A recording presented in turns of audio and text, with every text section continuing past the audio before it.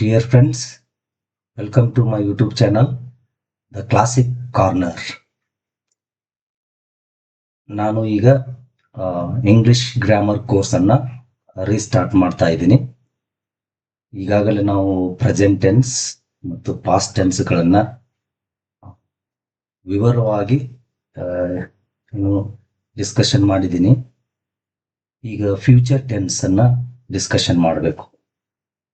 ಅದಕ್ಕಿಂತ ಮೊದಲು ನಿಮ್ಗೆ ಗೊತ್ತಿದೆ, ನಾವು ಒಂದು ಗ್ರಾಮರ್ ಟಾಪಿಕ್ ಸ್ಟಾರ್ಟ್ ಮಾಡೋದಕ್ಕಿಂತ ಮೊದಲು ವ್ಯಾಬ್ಯುಲರಿಗೆ ಸಂಬಂಧಪಟ್ಟಂತೆ ಯಾವುದಾದ್ರೂ ಒಂದು ಟಾಪಿಕ್ ಅನ್ನು ತಗೊಂಡು ಅದನ್ನ ಪ್ರಾಕ್ಟೀಸ್ ಮಾಡಿಸ್ತೀವಿ. ಈಗ ಇಡಿಯಮೆಟಿಕ್ ಎಕ್ಸ್ಪ್ರೆಷನ್ಸ್ ಅಂತೇಳಿ ಇಂಗ್ಲಿಷ್ನಲ್ಲಿ ಬರ್ತಾವ. What are idiomatic expressions? Idiomatic expressions ಅಂದ್ರೆ ಏನು? ನೀವು ಕೇಳಿರಿ ಇಡಿಯಮ್ಸ್, ಇವೆಲ್ಲ ಕಾಂಪಿಟೇಟಿವ್ ಎಕ್ಸಾಮ್ಸ್ಗಳು ಬಂದೇ ಬರ್ತಾವ. ಅದಕ್ಕಾಗಿ ನಾವು ಇಂಗ್ಲಿಷ್ಗೆ ಸಂಬಂಧಪಟ್ಟಂತ ಎಲ್ಲ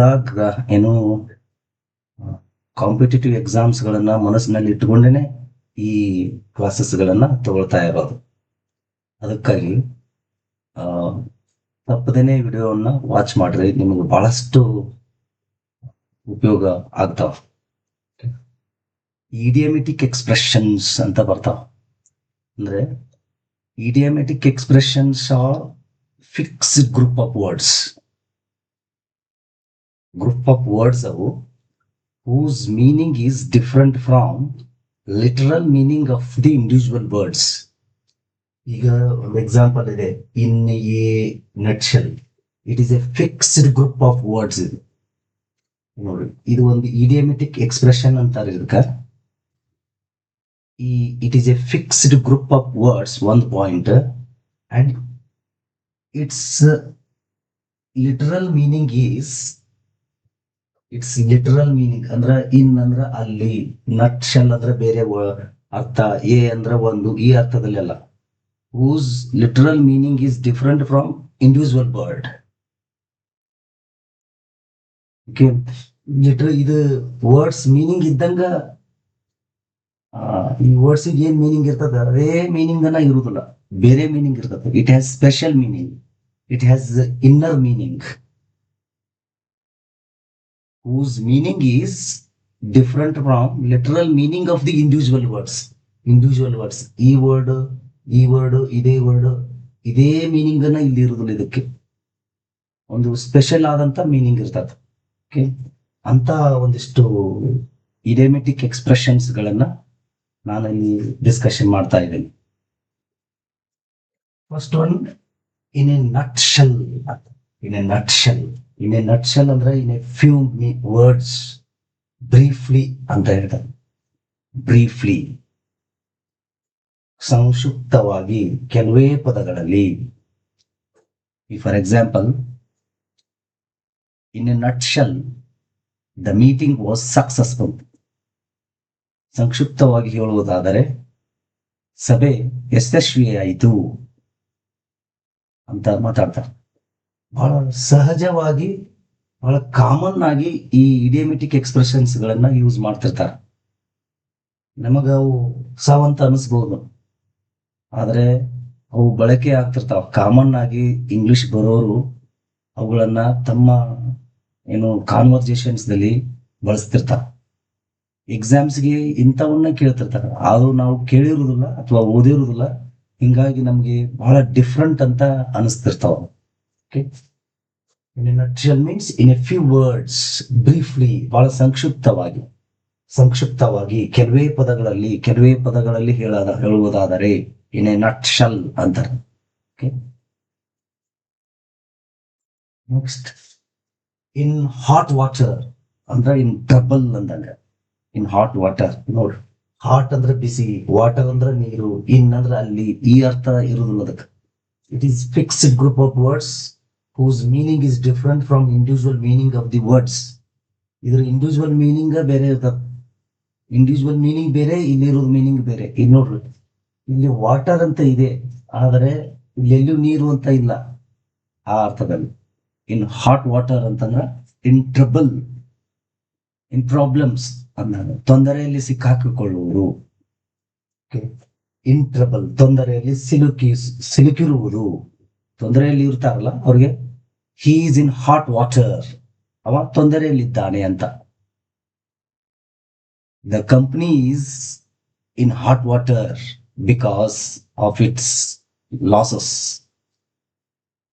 ಕಂಪನಿ ಲಾಸದಲ್ಲಿ ಇರುವುದರಿಂದ, ನಷ್ಟದಲ್ಲಿ ಇರುವುದರಿಂದ ತೊಂದರೆಯಲ್ಲಿದೆ ಅಂತ ಅರ್ಥ. In hot water. In black and white, clearly written ಅಂತ. Clearly written, black and white, ಕರಿ ಮತ್ತು ಬಿಳಿ. ಕ್ಲಿಯರ್ಲಿ ರಿಟನ್ ಆರ್ ಡಾಕ್ಯುಮೆಂಟೆಡ್ ಅಂತ. ಸ್ಪಷ್ಟವಾಗಿ ನಮೂದಿತವಾಗಿರುವುದು, ಬರೆಯುವುದು. ಈಗ ಸ್ಪಷ್ಟವಾಗಿ ಬರೆದಿರುವುದು, ದಾಖಲೆ ರೂಪದಲ್ಲಿ ಇರುವುದು, documented. Give me in white and black paper ಅಂತ. ಗಿವ್ ಮೀ ಇನ್ ರೈಟಿಂಗ್ ಅಂತ. ಗಿವ್ ಮೀ ಇನ್ ರೈಟಿಂಗ್ ಅಂತ ಹೇಳಕ give me in black and white ಅಂತ.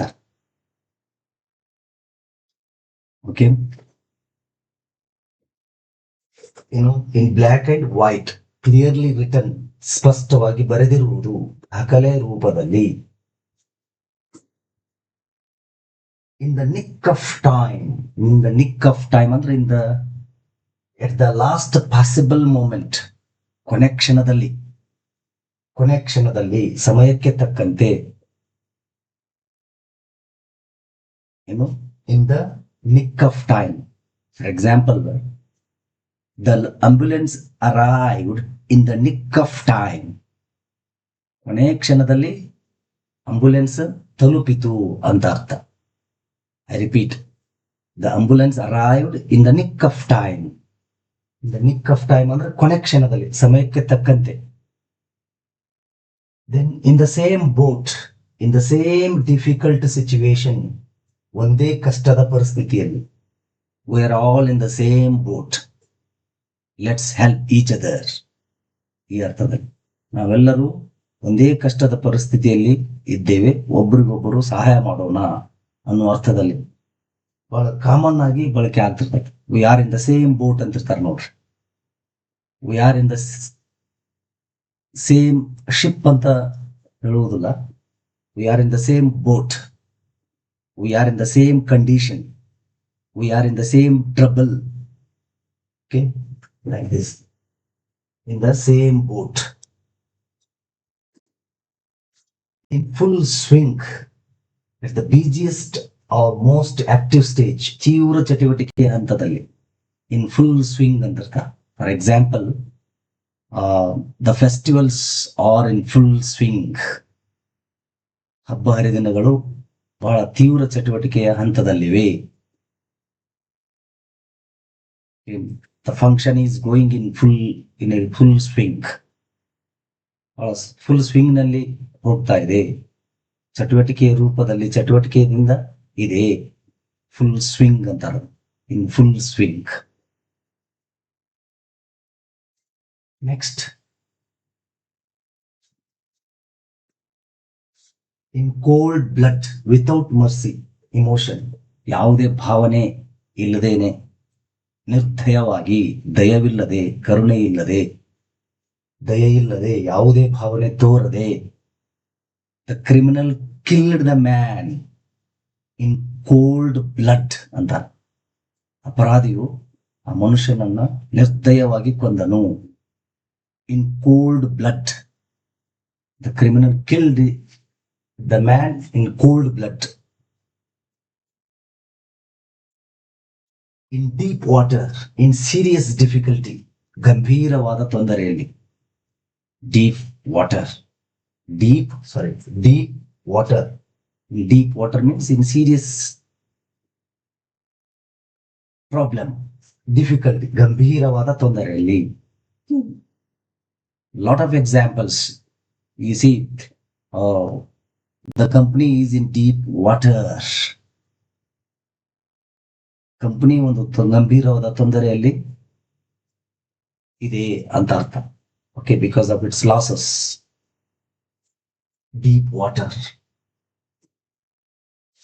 In the blink of an eye, very quickly, ಕ್ಷಣಾರ್ಥದಲ್ಲಿ, ಬ್ಲಿಂಕ್ ಆಫ್ ಎನ್ ಐ, ಕಣ್ಣು ಮಿಟುಕಿಸುವರಷ್ಟರಲ್ಲಿ ಅಂತಾರಲ್ಲ, ಅದಕ್ಕೆ in the blink of an eye ಅಂತ. The thief disappeared in the blink of an eye. Thief, ಕಳ್ಳ, ಕಣ್ಣು ಮಿಟುಕಿಸುವಷ್ಟರಲ್ಲಿ ಮಾಯವಾದ ಅಂತ. In the blink of an eye, very quickly, ಕ್ಷಣಾರ್ಥದಲ್ಲಿ. In high spirits, very happy and cheerful. In high spirits ಅಂತಾರೆ, very happy and cheerful. ತುಂಬಾ ಸಂತೋಷದಿಂದ, ತುಂಬಾ ಆನಂದದಿಂದ, ಉಲ್ಲಾಸದಿಂದ. In a pleasant manner.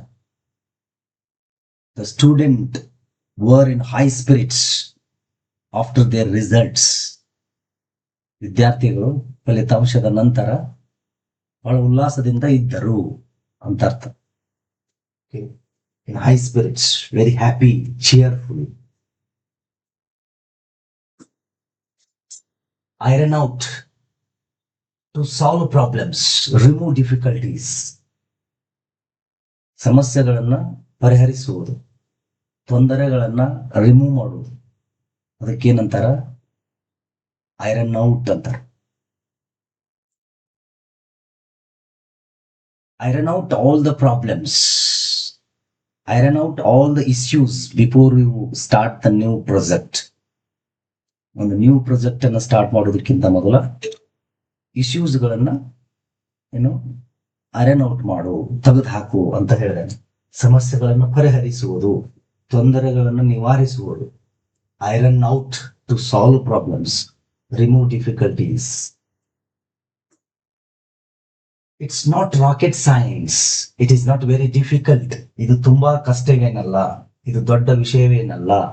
ಬಹಳ ಕಾಮನ್ ಆಗಿ ಡೇ ಟು ಡೇ ಅಫೇರ್ದಲ್ಲಿ ಇಂಥ ಇಡಿಯೋಮೆಟಿಕ್ ಎಕ್ಸ್ಪ್ರೆಷನ್ಸ್ ಗಳನ್ನ ಬಳಸ್ತಿರ್ತಾರೆ. It is not rocket science, you can easily learn it ಅಂತ ಹೇಳ್ತಾರೆ. For example, using a smart phone is not a rocket science. Smart phone use ಮಾಡೋದು ಕಷ್ಟದ ಪರಿಸ್ಥಿತಿ ಏನಲ್ಲ, ದೊಡ್ಡ ವಿಷಯವೇನಲ್ಲ ಅಂತ ಅಂದಾಗ. This subject is not a rocket science, you can learn it easily. It's not rocket science. If the shoe fits, wear it. Accept criticism if it applies to you. ಹೇಳಿದ್ದು ನಿನಗೆ ಅನ್ವಯಿಸಿದರೆ ಅದನ್ನು ಒಪ್ಪಿಕೊಳ್ಳು. ಅಂದ್ರೆ ಯಾರಾದ್ರೂ ಟೀಕೆ ಮಾಡ್ತಾರೆ, ಕ್ರಿಟಿಸೈಸ್ ಮಾಡ್ತಾರೆ, ನಿಮ್ಮ ಒಪಿನಿಯನ್ಸ್ಗಳ ಬಗ್ಗೆ ಕ್ರಿಟಿಸೈಸ್ ಮಾಡ್ತಾರೆ, ಅದು ನಿನಗೆ ಅನ್ವಯಿಸ್ತಿ ಅಂತಂದ್ರೆ ಒಪ್ಪಿಕೊಂಡು ಬಿಡು ಅಂತ ನಾನು.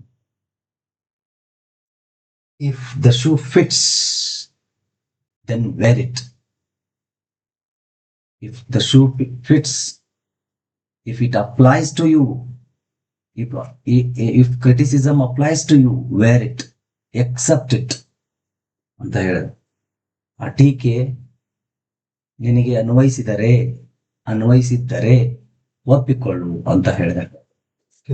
If the shoe fits, wear it. In the bag, ನೋಡಿ, only in the bag certain to succeed, be one. ಜಯಗಳಿಸುವುದು, ಖಚಿತವಾಗಿ ಯಶಸ್ವಿಯಾಗುವುದು, ಗೆಲುವು ಖಚಿತವಾಗುವುದು. With such good preparation, the job is in your hand. ಒಳ್ಳೆ ಪ್ರಿಪರೇಷನ್ ಇದೆ, ಒಳ್ಳೆ ಪ್ರಿಪರೇಷನ್ ಮಾಡಿ ಜಾಬ್ ನಿನಗೆ ಶತಸಿದ್ಧ, ನಿನಗೆ ಸಿಗುತ್ತ ಜಾಬು ಅಂತ ಹೇಳಿದಾಗ, ನನಗೆ ಗೆಲುವು ಖಚಿತ ಅಂತ ಹೇಳಿದಾಗ ಇನ್ ದ ಬ್ಯಾಗ್ ಅಂತ. ಅಬೌಟ್ ಟು ಬಿ ಸಕ್ಸೀಡೆಡ್ ಅಂದಾಗ. Last one, in ivory tower, A state of being disconnected from all real life situations. ವಾಸ್ತವದ ಜೀವನದ ಪರಿಸ್ಥಿತಿಗಳಿಂದ ದೂರವಾಗಿರುವುದು, ವಾಸ್ತವದ ಸಮಸ್ಯೆಗಳಿಂದ ದೂರವಾಗಿರುವುದು.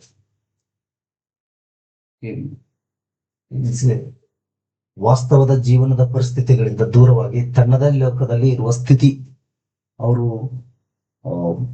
ಕೇರ್ ಮಾಡ್ತಿರೋದಿಲ್ಲ ಆರ್ಡಿನರಿ ಪೀಪಲ್ ಅನ್ನ, ಅವರ ಒಂದು ಸಾಮಾನ್ಯ ಜನರ ಪರಿಸ್ಥಿತಿಗಳನ್ನ ಅರ್ಥ ಮಾಡ್ಕೊಳ್ತಿರೋದು, ಅವರ ಸಮಸ್ಯೆಗಳಿಂದ ದೂರ ಇದ್ದು ತಮ್ಮದೇ ಲೋಕದಲ್ಲಿ ವಿಹರಿಸ್ತಿರ್ತಾರೆ, ತಮ್ಮದೇ ಲೋಕದಲ್ಲಿ ಜೀವನ ಮಾಡ್ತಿರ್ತಾರ. The politicians are in ivory tower ಹಿಂಗೆ ಹೇಳ್ತಿರ್ತಾರ. They don't understand the problems of ordinary people like this. ಇವುಗಳಿಗೆ ಏನಂತೆ ನಾವು idiomatic expressions ಅಂತೀವಿ. Idiomatic expression is a fixed group of words whose meaning is different from the literal meaning of the individual words. It has special meaning, it has inner meaning. ನಾನು ಇಲ್ಲಿ ಏನೇ ಹೇಳಿ direct ಆಗಿ ನಿಮ್ಮ competitive ಎಕ್ಸಾಮ್ಗೆ ಬಹಳ ಉಪಯುಕ್ತವಾದ ಇರ್ತಾವ. ಅದಕ್ಕೆ ವಿಡಿಯೋವನ್ನ ನೋಡ್ರಿ. ಈಗ ನೆಕ್ಸ್ಟ್ ಇದನ್ನ ನಾವು ಗ್ರಾಮರ್ ಟಾಪಿಕ್ ಸ್ಟಾರ್ಟ್ ಮಾಡೋಕ್ಕಿಂತ ಮೊದಲ ಇಂಥದ್ದೊಂದು ಟಾಪಿಕ್ ಅನ್ನ ತಗೊಳ್ತೀವಿ. ಅದು ಒನ್ ವರ್ಡ್ ಸಬ್ಸ್ಟಿಟ್ಯೂಷನ್ ಇರ್ಬೋದು, ಆಂಟಾನಿಮ್ಸ್ ಇರ್ಬೋದು, ಸಿನಾನಿಮ್ಸ್ ಇರ್ಬೋದು, ಪ್ರಿಫಿಕ್ಸ್, ಸಫಿಕ್ಸ್, ನಮ್ಮ ಏನು ಕಾಂಪಿಟೇಟಿವ್ ಎಕ್ಸಾಮ್ಸ್ಗೆಲ್ಲ ಏನಿದಾವ ಅಂತ ಚಾಪ್ಟರ್ಗಳನ್ನ ನಾನು ಇಲ್ಲಿ ತಗೊಳ್ತೀನಿ. ಅದ್ರ ಜೊತೆಗೆ ಇಂಗ್ಲಿಷ್ ಗ್ರಾಮರ್ ಅನ್ನ ಕಂಪ್ಲೀಟ್ ಆಗಿ ಡಿಸ್ಕಷನ್ ಮಾಡ್ತಾ ಇದ್ದೀನಿ. ಈಗ ಇದ್ರ ನೆಕ್ಸ್ಟ್ ಈಗ ಸದ್ಯ ಇಂಗ್ಲಿಷ್ ಗ್ರಾಮರ್. Future tense. ಈಗ ನಾನು ಈಗಾಗಲೇ ಪ್ರೆಸೆಂಟ್ ಟೆನ್ಸ್ ಅದರ ಅಂಡರ್ದಲ್ಲಿ ಬರುವಂತ 4 ಟೆನ್ಸ್ಗಳನ್ನು, simple present tense, present continuous tense, present perfect tense, present perfect continuous tense, ಹಾಗೆ past tense, simple past tense, past continuous tense, past perfect tense, past perfect continuous tense. ಈ 10 ಟೆನ್ಸ್ಗಳನ್ನ ಬಹಳ ವಿವರವಾಗಿ ಫುಲ್ ಎಕ್ಸ್ಪ್ಲನೇಷನ್ ಬೈಲಿಂಗ್ವಲ್ದಲ್ಲಿ, ಕನ್ನಡದಲ್ಲಿ ಮತ್ತು ಇಂಗ್ಲಿಷ್ನಲ್ಲಿ ಕೊಡ್ತಾ ಹೋಗಿನಿ. ಈಗ ಬಂದಿತ್ತು ಫ್ಯೂಚರ್ ಟೆನ್ಸ್.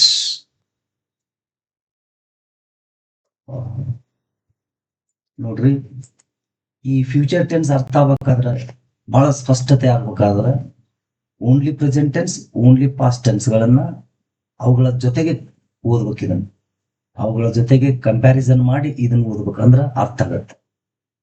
ನೀವು ಏನು ಹಿಂದಿಂದ ವಿಡಿಯೋವನ್ನ ನೋಡಿದ್ರೆ ನಿಮ್ಗೆ ಇದು ಇನ್ನಿಷ್ಟು ಸ್ಪಷ್ಟತೆ ಸಿಗ್ತದೆ, ಇಲ್ಲದೆ ಇದ್ರೆ ಸಿಗುದಿಲ್ಲ. ಈಗ ನೋಡಿ, ಫ್ಯೂಚರ್ ಟೆನ್ಸ್. ಈ ಪ್ರೆಸೆಂಟ್ ಟೆನ್ಸ್ ಅಂದ್ರೆ ಒಂದು ಸಬ್ಜೆಕ್ಟ್ ಏನಿದೆ, ಹೇಗಿದೆ, ಎಲ್ಲಿದೆ ಅಂತ ಮಾತ್ರ ಹೇಳೋದು. ಪಾಸ್ಟ್ ಟೆನ್ಸ್ ಅಂದ್ರೆ ಒಂದು ಸಬ್ಜೆಕ್ಟ್ ಕರ್ತೃಪದ ಏನಿತ್ತು, ಹೇಗೆ ಇತ್ತು, ಎಲ್ಲಿ ಇತ್ತು ಅಂತ ಹೇಳೋದು. ನೀವು ನೆನಪಿನಲ್ಲಿ ಇಟ್ಟುಕೊಳ್ಳಿ, only present tense, only past tense, only future tense. ಇವುಗಳಲ್ಲಿ ಈ ಟೆನ್ಸ್ದ ವಾಕ್ಯಗಳನ್ನು ನಾವು ಬಳಸ್ತಾ ಇರುವಾಗ ಯಾವುದೇ ಕಾರಣಕ್ಕೂ ನಾವು ಕ್ರಿಯಾಪದವನ್ನ ಬಳಸ್ತಾ ಇರೋದಿಲ್ಲ. ಅದು ಕನ್ನಡದಲ್ಲಿ ಆಗಿರ್ಬೋದು, ಇಂಗ್ಲಿಷ್ನಲ್ಲಿ ಆಗಿರ್ಬೋದು. Simple present tense, present continuous tense, present perfect tense, present perfect continuous tense, ಹಾಗೆ ಪಾಸ್ಟ್ ಟೆನ್ಸ್ ತಾನು ಅಲ್ಲಿ ಕ್ರಿಯಾಪದಗಳನ್ನ ಬಳಸ್ತೀವಿ. ಈ only present tense, only past tense, only future tense ನಲ್ಲಿ ಯಾವುದೇ ಕಾರಣಕ್ಕೂ ವರ್ಬನ್ನ ಬಳಸ್ತಾ ಇರೋದಿಲ್ಲ. ಮೇನ್ ಮೂಲ ಕ್ರಿಯಾಪದ ಅಂತ ಹೇಳ್ತಾ ಇದ್ದೀನಿ, ಮೂಲ ಕ್ರಿಯಾಪದವನ್ನ ಬಳಸ್ತಾ ಇರೋದಿಲ್ಲ. Helping verbs, to be forms ಅಂತ ಕರಿತೀವಿ, ಅವುಗಳನ್ನ ಬಳಸ್ತೀವಿ. ಈಗ ನೋಡ್ರಿ, ಫ್ಯೂಚರ್ ಟೆನ್ಸ್. ಫ್ಯೂಚರ್ ಟೆನ್ಸ್ ಅಂದ್ರೆ ಇಲ್ಲಿನೂ ಸಹಿತ ಕ್ರಿಯಾಪದವನ್ನ ಬಳಸೋದಿಲ್ಲ. ಒಬ್ಬ ವ್ಯಕ್ತಿ ಮುಂದೆ ಏನು ಇರುತ್ತಾನೆ, ವ್ಯಕ್ತಿ ಅಂದ್ರೆ ವ್ಯಕ್ತಿ ಅಂತ ಅಷ್ಟೇ ಅಲ್ಲ, ಯಾವುದೇ ಸಬ್ಜೆಕ್ಟ್ ಇರ್ಬೋದು, ಕರ್ತೃಪದ.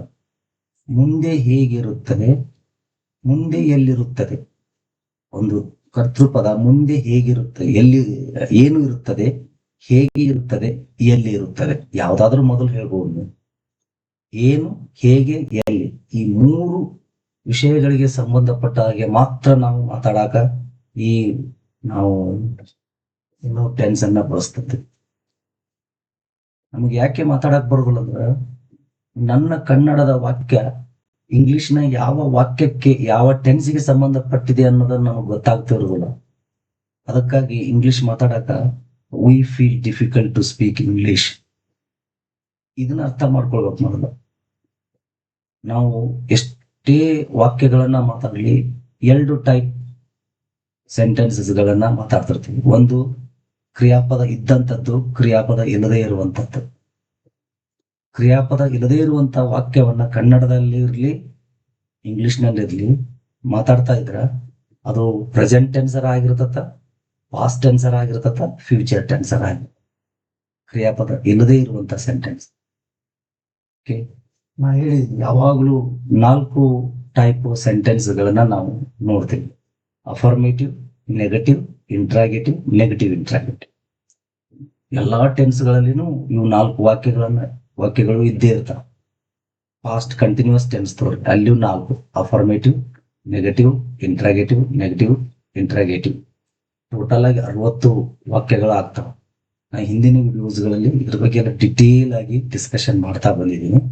ಅದಕ್ಕೆ ಹಿಂದಿನ ವಿಡಿಯೋ ನೋಡಿ ಮುಂದಿನ ಈಗ ಎಕ್ಸಿಸ್ಟಿಂಗ್ ವಿಡಿಯೋಸ್ಗಳನ್ನ ನೋಡ್ತಾ ಇದ್ರೆ ಇನ್ನಿಷ್ಟು ಸ್ಪಷ್ಟತೆ ಸಿಗುತ್ತದೆ.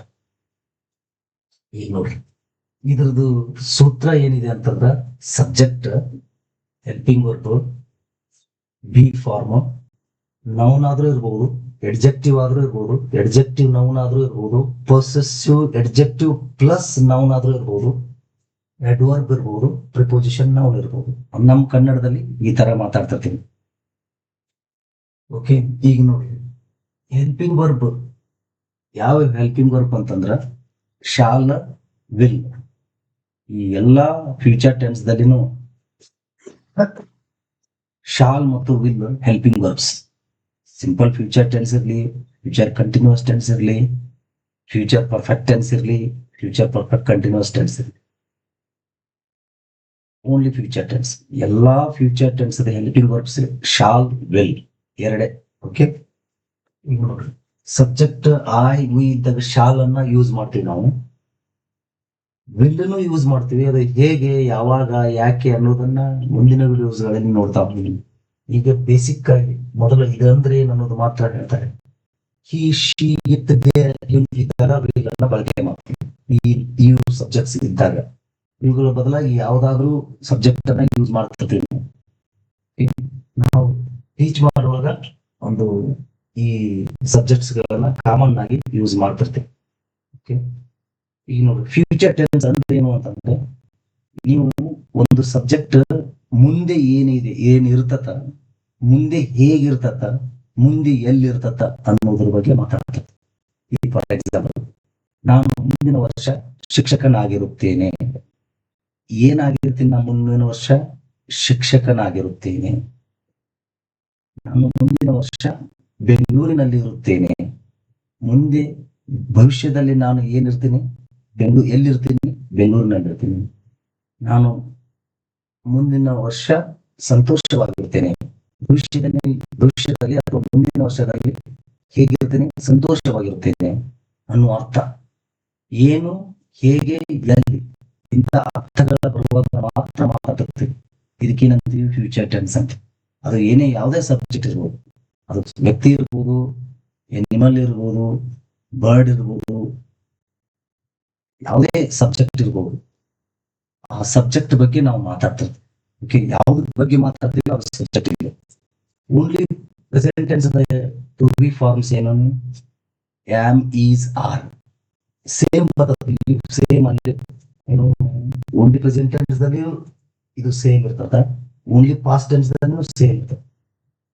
Only past tense to be form was, were. ಇವಕ್ಕೆ ಟು ಬಿ ಫಾರ್ಮ್ ಅಂತ ಹೇಳುವಂಗಿಲ್ಲ. ಇವಕ್ಕೆ ಹೆಲ್ಪಿಂಗ್ ವರ್ಬ್ಸ್ ಅಂತಾನೆ ಹೇಳ್ಬೋದು. ಶಾಲ್, ವಿಲ್ ಅಲ್ಲಿ ಮಾತ್ರ to be forms. Only present tense ದಲ್ಲಿ ಆಮ್, ಈಸ್, ಆರ್ ಬಳಸ್ತೀವಲ್ಲ ಅಲ್ಲಿ to be forms. Present continuous tense ದಲ್ಲಿ ಆಮ್, ಈಸ್, ಆರ್ ಬಳಸ್ತೀವಲ್ಲ ಅದು ಟು ಬಿ ಫಾರ್ಮ್ಸ್ ಅಲ್ಲ. ಓನ್ಲಿ ಪಾಸ್ಟ್ ಟೆನ್ಸ್ ದಲ್ಲಿ ವಾಸ್, ವರ್ ಬಳಸ್ತೀವಿ, ಅದು to be forms. Past continuous tense ದಲ್ಲಿ ವಾಸ್, ವರ್ ಬಳಸ್ತೀವಲ್ಲ ಅದು ಟು ಬಿ ಫಾರ್ಮ್ಸ್ ಅಲ್ಲ, ಅವು ಹೆಲ್ಪಿಂಗ್ ವರ್ಬ್ಸ್. ಇಲ್ಲಿ ಟು ಬಿ ಫಾರ್ಮ್ಸ್ ಅಂತ ಹೇಳುವಂಗಿಲ್ಲ. ಇವಾಗ ಹೆಲ್ಪಿಂಗ್ ವರ್ಬ್ಸ್. ಇವುಗಳ ಮುಂದೆ ಬಿ ಫಾರ್ಮ್ ಇದೆ. ಓಕೆ, ಬಿ ಅಂದ್ರೆ ಇರುವುದು, ಮುಂದೆ ಇರುವುದು, ಮುಂದೆ ಏನಿರುವುದು, ಹೇಗಿರುವುದು, ಎಲ್ಲಿರುವುದು. ನೋಡಿ, noun, adjective, adjective noun, possessive adjective. Possessive adjective ಒಂದೇ ಇದೆ, ಪ್ಲಸ್ ನೌನ್ ಇರ್ತದೆ ಇಲ್ಲಿ. ಈ ಪೊಸೆಸಿವ್ ಎಡ್ಜೆಕ್ಟಿವ್ ಹೇಳಿ ಒಂದೇ ಹೇಳಿ ನೀವು ಸುಮ್ಮನೆ ಇರಕ್ ಆಗುದಿಲ್ಲ, ಅಂದ್ರ ಸೆಂಟೆನ್ಸ್ ತಪ್ಪಾಗತ್ತ. ಅದ್ರ ಮುಂದೆ ನೌನ್ ಹೇಳಲೇಬೇಕು. ಅಂದ್ರೆ ಅದಕ್ಕೆ ಪ್ಲಸ್ ಬರ್ದಿನ ಇಲ್ಲಿ ಸ್ಲ್ಯಾಶ್ ಹಾಕಿಲ್ಲ. ಈಗ ನನ್ನ ಮನೆ, ನನ್ನ, ಇದು ನನ್ನ ಅಂತ ಹೇಳಿದ್ರೆ ಇಲ್ಲಿಗೆ ಸ್ಟಾಪ್ ಮಾಡ್ದಂಗಾಗತ್ತೆ. Possessive adjective. ಪೊಸೆಸಿವ್ ಅಡ್ಜೆಕ್ಟಿವ್ ಅಂದ್ರೆ ನನ್ನ ಅನ್ನೋದು ಪೊಸೆಸಿವ್ ಅಡ್ಜೆಕ್ಟಿವ್. ಮುಂದೆ ಒಂದು ನೌನ್ ಹೇಳಲೇಬೇಕು ನಾನು. ನನ್ನ ಮನೆ, ನನ್ನ ಪುಸ್ತಕ, ಅವಳ ಸಹೋದರ, ಲೈಕ್ ದಿಸ್. ಎಡ್ವರ್ಬ್ ಆದ್ರೂ ಯೂಸ್ ಮಾಡ್ತಿರ್ಬೋದು, ಪ್ರಿಪೋಸಿಷನ್ ನೌನ್ ಆದ್ರೂ ಇರ್ಬೋದು.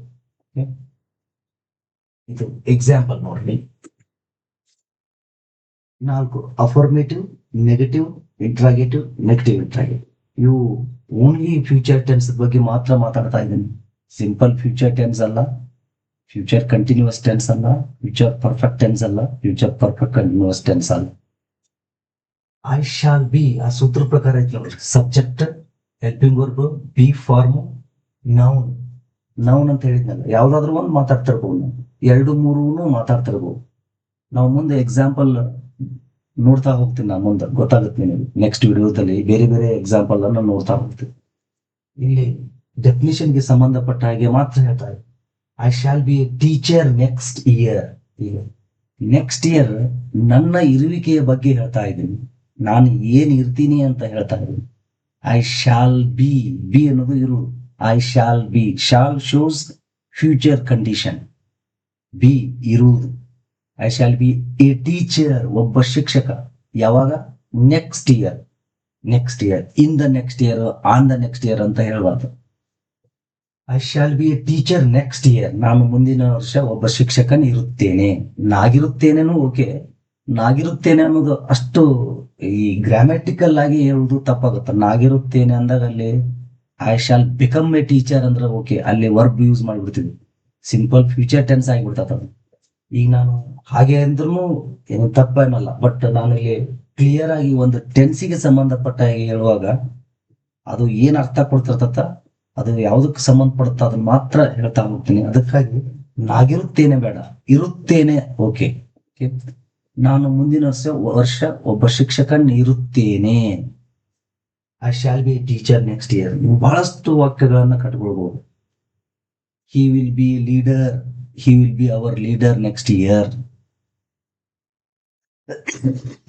She will be in Dharwad next month. I will be in Bangalore next week. Like this. I shall not be a teacher next year. ಇದು ಅಫರ್ಮೇಟಿವ್ ಸೆಂಟೆನ್ಸ್. ನಾನು affirmative ದಲ್ಲಿ ಆದ್ರೂ ಮಾತಾಡ್ತಿರ್ತೀವಿ, negative ದಲ್ಲಿ ಆದ್ರೂ ಮಾತಾಡ್ತಿರ್ತೀವಿ, interrogative ದಲ್ಲಿ ಆದ್ರೂ ಮಾತಾಡ್ತಿರ್ತೀವಿ, ನೆಗೆಟಿವ್ ಇಂಟ್ರಾಗೇಟಿವ್ ದಲ್ಲಿ ಆದ್ರೂ ಮಾತಾಡ್ತಿರ್ತೀವಿ. I shall not be a teacher next year, ಅದನ್ನೇ ತಿಳ್ಕೋಬೇಕು. ನೆಗೆಟಿವ್ ಮಾತಾಡುವಾಗ ನಾಟ್ ಪದವನ್ನ ಎಲ್ಲಿ ಯೂಸ್ ಮಾಡಬೇಕು? ಈಗ ಶಾಲ್ ಮತ್ತು ಬಿ ನಡುವೆ ನಾಟ್ ಯೂಸ್ ಮಾಡಬೇಕು, ಬೇರೆ ಎಲ್ಲಿ ಯೂಸ್ ಮಾಡಬಾರ್ದು. ಅದನ್ನು ನಾವೆಲ್ಲಾ ಹೆಲ್ಪಿಂಗ್ ವರ್ಬ್ ಮುಂದೆನೆ ಯೂಸ್ ಮಾಡ್ತಿದ್ವಿ. ಈ 2 ಹೆಲ್ಪಿಂಗ್ ವರ್ಬ್ ಯಾವ್ದು? ಇಲ್ಲಿ ಹೆಲ್ಪಿಂಗ್ ವರ್ಬ್ ಶಾಲ್. ಅದಕ್ಕಾಗಿ ಶಾಲ್ ಮುಂದೆನೆ ನಾಟ್ ಯೂಸ್ ಮಾಡಬೇಕು. ಯಾವುದೇ ಟೆನ್ಸ್ ಇರ್ಲಿ, ನೆಗೆಟಿವ್ ಸೆಂಟೆನ್ಸ್ ಅನ್ನ ಬಳಕೆ ಮಾಡ್ತಾ ಇದ್ರ, ನೀವು ಯೂಸ್ ಮಾಡ್ತಾ ಇದ್ರೆ ಹೆಲ್ಪಿಂಗ್ ವರ್ಬ್ ಮುಂದೆ, ಆಯಾ ಟೆನ್ಸಿನ ಹೆಲ್ಪಿಂಗ್ ವರ್ಬ್ ಮುಂದೆನೆ ನಾಟ್ ಯೂಸ್ ಮಾಡಬೇಕು. I shall not be a teacher next year, ನಾನು ಮುಂದಿನ ವರ್ಷ ಶಿಕ್ಷಕ ಇರುತ್ತೇನೆ, ನಾನು ಮುಂದಿನ ವರ್ಷ ಒಬ್ಬ ಶಿಕ್ಷಕ ಇರುವುದಿಲ್ಲ. ನಾನು ಮುಂದಿನ ವರ್ಷ ಒಬ್ಬ ಶಿಕ್ಷಕ ಇರುತ್ತೇನೆ, ನಾನು ಮುಂದಿನ ವರ್ಷ ಒಬ್ಬ ಶಿಕ್ಷಕ ಇರುವುದಿಲ್ಲ. ಶಾಲಾ ಯಾವುದೇ ಟೆನ್ಸ್ ಇರಲಿ, ಆ ಇಂಟ್ರಾಗೇಟಿವ್ ಪ್ರಶ್ನಾರ್ಥಕ ವಾಕ್ಯವನ್ನು ಮಾಡ್ಬೇಕಾದ್ರೆ ಆಯಾ ಟೆನ್ಸಿನ ಹೆಲ್ಪಿಂಗ್ ವರ್ಬ್ಸ್ ಅನ್ನ ಮೊದಲು ತರ್ತೀವಿ. ಇಷ್ಟೇ, ವೆರಿ ಸಿಂಪಲ್. ಇದನ್ನ ಮೊದಲು ತಂದ್ಬಿಡ್ದು ಅಷ್ಟೇ. ಇಲ್ಲಿ ನಾಟ್ ನಾನು ನೆಗೆಟಿವ್ ಹೇಳ್ತಾ ಇದ್ದೀನಿ, ಓನ್ಲಿ ಇಂಟ್ರಾಗೇಟಿವ್ ಹೇಳ್ತಾ ಇದ್ದೀನಿ. Shawl I be a teacher next year, ಇದನ್ನ ಮೊದಲು ತಂದ್ಬಿಡುದು ಅಷ್ಟೇ. ಶಾಲ್ ಅನ್ನ ಮೊದಲು ತರೋದು. ಎಸ್ ಕ್ಯಾಪಿಟಲ್ ಮಾಡ್ಬೋದು, ಫಸ್ಟ್ ಲೆಟರ್ ಯಾವಾಗಲೂ ಕ್ಯಾಪಿಟಲ್ ಆಗಿರ್ತದೆ. Shawl I be a teacher next year, shawl I be a teacher next year, ನಾನು ಮುಂದಿನ ವರ್ಷ ಒಬ್ಬ ಶಿಕ್ಷಕ ಇರುತ್ತೇನೆಯೇ, ನಾನು ಮುಂದಿನ ವರ್ಷ ಒಬ್ಬ ಶಿಕ್ಷಕ ಇರುವುದಿಲ್ಲ. Shan't I be a teacher next year, ನಾನು ಮುಂದಿನ ವರ್ಷ ಒಬ್ಬ ಶಿಕ್ಷಕ ಇರುವುದಿಲ್ಲವೇ. ನೋಡಿ, ಇದನ್ನ ಶಾರ್ಟ್ ಮಾಡ್ಬೇಕಾದ್ರೆ ಎಲ್ಲಾ ಈಗ ಯಾಮಂಟ್ ಅಂತ ಹೇಳ್ತಿದ್ವಿ, ವಾಸಂಟ್ ಅಂತ ಹೇಳ್ತಿದ್ವಿ. ಈಗ ನೋಡ್ರಿ, ಹೆಲ್ಪಿಂಗ್ ವರ್ಬ್ ಬರದ್ ಅದ್ರ ಮುಂದೆ ಎನ್ ಯೂಸ್ ಮಾಡಿ ಟಿ ಒಂದೇ ಸೆಪರೇಟ್ ಮಾಡ್ತಿದ್ವಿ, ಕೆಪಾಸಿಟಿ ಮಾಡ್ತಿದ್ವಿ. ಬಟ್ ಇಲ್ಲಿ ಹಾಗೆ ಆಗೋದಿಲ್ಲ. ಶಾನ್ ನೋಡ್ರಿ, ಶಾನ್ ಈ ಡಬಲ್ ಎಲ್ ತೆಗೆದು ಬಿಡ್ತೀವಿ, ಎನ್ ಯೂಸ್ ಮಾಡ್ತೀವಿ, ಟಿ ಒಂದೇ ಸೆಪರೇಟ್ ಮಾಡ್ತೀವಿ. Shan't I be a teacher next year. ಇದು ಡಿಫ್ರೆಂಟ್ ಆಗಿದೆ. ಇದು ನೆಗೆಟಿವ್ ಇಂಟ್ರಾಗೇಟಿವ್ ಎರಡು ಸೇರಿ ಒಂದು. ನೆಗೆಟಿವ್ ಯಾಕೆ ನಾಟ್ ಯೂಸ್ ಮಾಡಿದೀವಿ, ಇಂಟ್ರಾಗೇಟಿವ್ ಯಾಕೆ ಶಾಲ್ ಮೊದಲು ಬಂದಿದೆ, ಅದಕ್ಕೆ ನೆಗೆಟಿವ್ ಇಂಟ್ರಾಗೇಟಿವ್. ಕನ್ನಡದಲ್ಲಿನೂ ಸಹಿತ ನೆಗೆಟಿವ್ ಇಂಟ್ರಾಗೇಟಿವ್ ಅರ್ಥ ಬರ್ತದೆ. ಈಗ ನೋಡ್ರಿ, ಫಾರ್ ಎಕ್ಸಾಂಪಲ್, ನಾನು ಮುಂದಿನ ವರ್ಷ ಒಬ್ಬ ಶಿಕ್ಷಕನ ಇರುವುದಿಲ್ಲವೇ.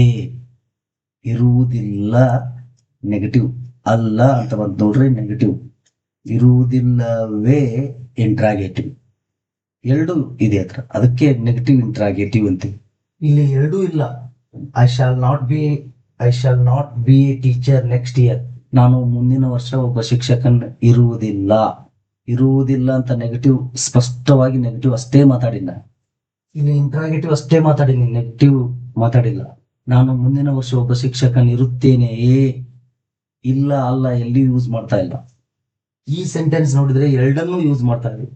ನಾನು ಮುಂದಿನ ವರ್ಷ ಒಬ್ಬ ಶಿಕ್ಷಕನ್ ಇರುವುದಿಲ್ಲವೇ ಕ್ವಶನ್ ಕೇಳ್ತಾರೆ. ಅದಕ್ಕಾಗಿ ನೆಗೆಟಿವ್ ಇಂಟ್ರಾಗೇಟಿವ್ ಅಂತ ಹೇಳ್ತೀವಿ. ಇಂಥವು ಬಹಳಷ್ಟು ವಾಕ್ಯಗಳನ್ನ ನೀವು ಕೊಟ್ಟುಕೊಳ್ಬಹುದು. ಫಾರ್ ಎಕ್ಸಾಂಪಲ್ ನೋಡಿ, the prime minister will be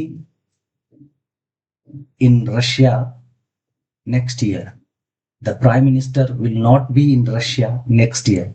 will the prime minister in Russia next year? won't the prime minister in Russia next year? ಅಲ್ಲಿ ಶಾಲ್ ಇದ್ದದ್ದು ಶಾಂತ ಆಗುತ್ತೆ, ವಿಲ್ ಇದ್ದದ್ದು ಊಂಟ್ ಆಗುತ್ತೆ. ಇನ್ನೊಂದು ಎಕ್ಸಾಂಪಲ್ ನೋಡೋಣ ಅಂತದ್ದು. Okay, I shall be a teacher next year. ನಾನು ಮುಂದಿನ ವರ್ಷ ಒಬ್ಬ ಶಿಕ್ಷಕನ ಇರುತ್ತೇನೆ. I shall not be a teacher next year. ನಾನು ಮುಂದಿನ ವರ್ಷ ಒಬ್ಬ ಶಿಕ್ಷಕನ ಇರುವುದಿಲ್ಲ. Shall I be a teacher next year? ನಾನು ಮುಂದಿನ ವರ್ಷ ಒಬ್ಬ ಶಿಕ್ಷಕನ ಇರುತ್ತೇನೆಯೇ. Shan't I be a teacher next year? ನಾನು ಮುಂದಿನ ವರ್ಷ ಒಬ್ಬ ಶಿಕ್ಷಕನ ಇರುವುದಿಲ್ಲವೇ. ಇಂಥವು 10 ವಾಕ್ಯಗಳನ್ನ ನೀವು ಕಟ್ಕೊಂಡು ಪ್ರಾಕ್ಟೀಸ್ ಮಾಡ್ಬೇಕು. ಇದರ ಮೂಲಕ ಮಾತ್ರ ಇಂಗ್ಲಿಷ್ ಬರ್ತದ. ಓಕೆ, ಇಲ್ಲದೆ ಇದ್ರ ಯಾವ್ದಾದ್ರೂ ಪದವನ್ನ ಎಲ್ಲಿಯಾದ್ರೂ ಯೂಸ್ ಮಾಡಿ ಅದನ್ನ ಏನು ತಪ್ಪಾಗಿ ಮಾತಾಡಕ ಸ್ಟಾರ್ಟ್ ಮಾಡ್ತೀವಿ. ಓಕೆ, ಈಗ ಇನ್ನೊಂದು example, he will B in Hubballi tomorrow. ಅವನು ನಾಳೆ ಹುಬ್ಬಳ್ಳಿಯಲ್ಲಿ ಇರುತ್ತಾನೆ. ಹಿ ಇದ್ದಲ್ಲೇ ವಿಲ್ ಅನ್ನ ಯೂಸ್ ಮಾಡೋದು. ಹಿ, ಶಿ, ಇಟ್, ಯು, ದೇ ಇದ್ದಾಗ ವಿಲ್ ಯೂಸ್ ಮಾಡೋದು. ಹಿ will B in Hubballi tomorrow. ಅವ ನಾಳೆ ಎಲ್ಲಿರ್ತಾನ ಅನ್ನೋದು ಮಾತ್ರ ಹೇಳ್ತಾ ಇದ್ದೀನಿ. ನಾಳೆ ಏನ್ ಮಾಡ್ತಾನಂತ ಹೇಳ್ತಾ ಇಲ್ಲ. ಮುಂದಿನ ವರ್ಷ ಅವ ಏನಿರ್ತಾನಂತ ಮಾತ್ರ ಹೇಳಿನಿ. ಮುಂದಿನ ವರ್ಷ ಅವ ಏನ್ ಮಾಡ್ತಿರ್ತಾನಂತ ಹೇಳಿಲ್ಲ. ಇಲ್ಲಿ ಕ್ರಿಯೆ ಮಾಡೋದ್ರ ಬಗ್ಗೆ ಹೇಳ್ತಾ ಇಲ್ಲ. ಒಬ್ಬ ಅಥವಾ ಒಂದು ಸಬ್ಜೆಕ್ಟ್ ಕರ್ತೃಪದ ಮುಂದೆ ಭವಿಷ್ಯದಲ್ಲಿ, ಅದು ಮುಂದಿನ ವಾರ ಇರ್ಬೋದು, ಮುಂದಿನ ತಿಂಗಳು ಇರ್ಬೋದು, ಮುಂದಿನ ವರ್ಷ ಇರ್ಬೋದು, ನಾಳೆ ಇರ್ಬೋದು, ನೆಕ್ಸ್ಟ್ ಮಧ್ಯಾಹ್ನ ಇರ್ಬೋದು, ಮುಂಜಾನೆ ಇರ್ಬೋದು, ಲೈಕ್ ದಿಸ್. ಏನಿದೆ, ಏನಿರುತ್ತದೆ, ಹೇಗಿರ್ತದೆ, ಎಲ್ಲಿರ್ತದೆ, ಒಂದು subject. He will B in Hubballi tomorrow. ಅವನು ನಾಳೆ ಹುಬ್ಬಳ್ಳಿಯಲ್ಲಿ ಇರುತ್ತಾನೆ. ನಾಳೆ ಎಲ್ಲಿರ್ತೀಯಪ್ಪ ನೀ ಅಂತ ಕೇಳ. I shall B in Hubballi next tomorrow. ಇದರಲ್ಲಿ ಶಾಲ್ ಬಳಸ್ತೇನೆ. ಅದಕ್ಕೆ I shall B in Hubballi tomorrow, like this. He will not be in Hubballi tomorrow. ನೋಡ್ರಿ, ವಿಲ್ ಮತ್ತು ನಾಟ್, ಬಿ ನಡುವೆ ನಾಟ್ ಯೂಸ್ ಮಾಡ್ಬೇಕು. ಹೆಲ್ಪಿಂಗ್ ವರ್ಬ್ ಮುಂದೆನೆ ನಾಟ್ ಯೂಸ್ ಮಾಡೋದು. He will not be in Hubballi tomorrow. ಅವನು ನಾಳೆ ಹುಬ್ಬಳ್ಳಿಯಲ್ಲಿ ಇರುವುದಿಲ್ಲ. ಇದನ್ನ ಏನು, ವಿಲ್ ಅನ್ನ ಮೊದಲು ತರ್ತೀವಿ ಇಂಟ್ರಾಗೇಟಿವ್ ಅಲ್ಲಿ. Will he B in Hubballi tomorrow? ಅವನು ನಾಳೆ ಹುಬ್ಬಳ್ಳಿಯಲ್ಲಿ ಇರುತ್ತಾನೆಯೇ. won't he be in Hubballi tomorrow? ಅವನು ನಾಳೆ ಹುಬ್ಬಳ್ಳಿಯಲ್ಲಿ ಇರುವುದಿಲ್ಲವೇ. Like this. Wundt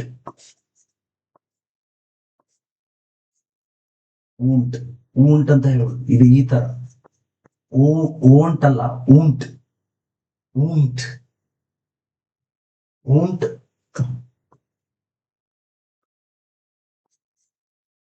won't won't he be in Hubballi tomorrow? Willn't ಅಂತ ಹೇಳ್ಬಾರ್ದು, ಶಾಲಂಟ್ ಅಂತ ಹೇಳ್ಬಾರ್ದು. Shan't won't he be in Hubballi tomorrow? ನಾಳೆ ಅವನು ಹುಬ್ಬಳ್ಳಿಯಲ್ಲಿ ಇರುವುದಿಲ್ಲವೇ. ನೆಗೆಟಿವ್ ಇಂಟ್ರಾಗೇಟಿವ್ ಎರಡು ಆಗ್ತಾ ಇದೆ. ಅದಕ್ಕೆ ನೆಗೆಟಿವ್ ಇಂಟ್ರಾಗೇಟಿವ್. ನೋಡಿ, ಹಿ will B in Hubballi tomorrow. ಅವನು ನಾಳೆ ಹುಬ್ಬಳ್ಳಿಯಲ್ಲಿ ಇರುತ್ತಾನೆ. He will not be in Hubballi tomorrow. ಅವನು ನಾಳೆ ಹುಬ್ಬಳ್ಳಿಯಲ್ಲಿ ಇರುವುದಿಲ್ಲ. Will he B in Hubballi tomorrow. ಅವನು ನಾಳೆ ಹುಬ್ಬಳ್ಳಿಯಲ್ಲಿ ಇರುತ್ತಾನೆಯೇ. won't he be in Hubballi tomorrow. ಅವನು ನಾಳೆ ಹುಬ್ಬಳ್ಳಿಯಲ್ಲಿ ಇರುವುದಿಲ್ಲವೇ. ಈ ತರ ನಾವು ಹಲವಾರು ವಾಕ್ಯಗಳನ್ನ ಕಟ್ಟಬಹುದು. ಇನ್ನಷ್ಟು ಈ ಡೆಫಿನಿಷನ್ಗೆ ಸಂಬಂಧಪಟ್ಟಂತ ಮಾತ್ರ LD ಎಕ್ಸಾಂಪಲ್ ಅನ್ನ ನಾನು ಕೊಟ್ಟಿದ್ದೀನಿ. ನೆಕ್ಸ್ಟ್ ವಿಡಿಯೋದಲ್ಲಿ ಮತ್ತೆ ಬೇರೆ ಬೇರೆ ಎಕ್ಸಾಂಪಲ್ಸ್ ಗಳನ್ನ ಹೇಳಿ ಇನ್ನಷ್ಟು ಈ ಟೆನ್ಸ್ ಅನ್ನ ಪರ್ಫೆಕ್ಟ್ ಮಾಡಿಸ್ತೇನೆ ನಿಮಗೆ. ಅಂದ್ರೆ ಬೇರೆ ಬೇರೆ ಈಗ ಎಡ್ವರ್ಬ್ ಅನ್ನ ಯೂಸ್ ಮಾಡ್ತೀವಿ ಅಂತ ಹೇಳಿದ್ರೆ, ಪ್ರಿಪೋಸಿಷನ್ ನೌನ್ ಅನ್ನ ಯೂಸ್ ಮಾಡ್ತೀವಿ ಅಂತ ಹೇಳಿದ್ರೆ, ಅಡ್ಜೆಕ್ಟಿವ್ ನೌನ್ ಅನ್ನ ಯೂಸ್ ಮಾಡ್ತೀವಿ ಅಂತ ಹೇಳಿದ್ರೆ, ಆತ ಮತ್ತೆ ದೇರ್ ಅನ್ನುವಂತ ಒಂದು ಜೀರೋ ಸಬ್ಜೆಕ್ಟ್ ಅನ್ನು ಯೂಸ್ ಮಾಡ್ತೀವಿ. There will be 2 books on this table tomorrow. ಇಂಥ ವಾಕ್ಯಗಳನ್ನ ಮುಂದಿನ ವಿಡಿಯೋದಲ್ಲಿ ನಾವು ಡಿಸ್ಕಷನ್ ಮಾಡೋಣ. ಓಕೆ, ಇದರೊಂದಿಗೆ ನನ್ನ ಈ ಕ್ಲಾಸ್ ಅನ್ನು ಮುಗಿಸ್ತಾ ಇದ್ದೀನಿ. ನಿಮ್ಮೆಲ್ಲರಿಗೂ ಅರ್ಥ ಆಗಿದೆ ಅಂತ ಅನ್ಕೊಳ್ತೀನಿ. ಯಾರು ಸಬ್ಸ್ಕ್ರೈಬ್ ಮಾಡಿಲ್ಲ, ಸಬ್ಸ್ಕ್ರೈಬ್ ಮಾಡ್ರಿ, ಶೇರ್ ಮಾಡ್ರಿ, ಲೈಕ್ ಮಾಡಿ. Thank you very much.